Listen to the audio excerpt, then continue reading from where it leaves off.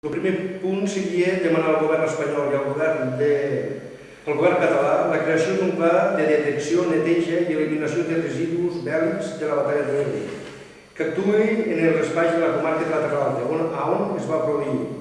També amb especial atenció a les serres de pàndols i cavalls. El segon punt és demanar que aquest pla de detecció, neteja i eliminació es redacti durant l'any 2013 i que fixi un calendari d'execució. El tercer punt, demanar que el Consorci Memorial dels Espais de la Batalla de l'Ebre, el COMEBE, sigui part implicada en l'elaboració, la coordinació i execució d'aquest pla. Hi ha hagut un primer pas en el que va ser la neteja del desvinatge al polígon de Camposines, el qual estem parlant de 52 hectàrees, desminatge realitzat el 2010, en aquestes 52 hectàrees hi van trobar 600 artefactes. Com podeu veure, si en 52 hectàrees se troben 600 artefactes, molts dels quals encara estan actius, en les 5.000 hectàrees que afecten a Serra de Cavalls, Serra de Pàndols, més les 3 o 4.000 hectàrees dels restes dels espais, el que es pot arribar a trobar. Es tindria que fer conjuntament entre tots els partits. Això és transversal, no és una cosa que demani Esquerra. Jo crec que la demanem nosaltres, però tothom hi diria que està d'acord, perquè això ens afecta a tots. Primer, per seguretat, urgència i seguretat. Segon, per interès històric i museogràfic.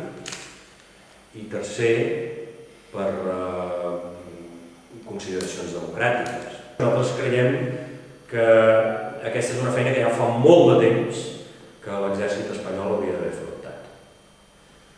I dic l'exèrcit espanyol perquè l'exèrcit espanyol que existeix ara és hereu directe de l'exèrcit espanyol que va deixar anar, col·locar la majoria de les bombes, com a mínim d'un dels dos bàndols, durant la batalla de l'Ebre.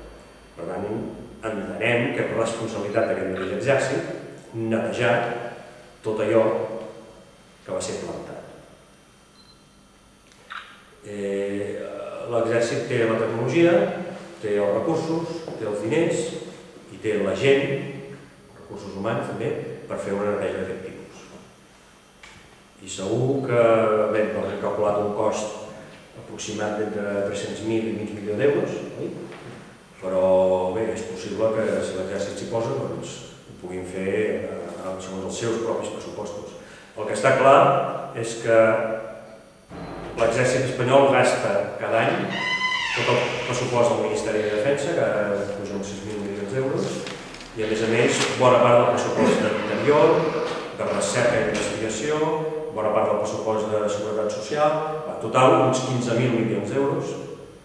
No estaria malament una part ínfima, minúscula d'aquest enorme pressupost es dediqués, en lloc de comprar armes de matar i armes de destrucció, doncs una petita part d'aquest pressupost es dediqués a netejar i a resoldre aquella destrucció que en el seu moment aquest mateix exèrcit ja va sembrar.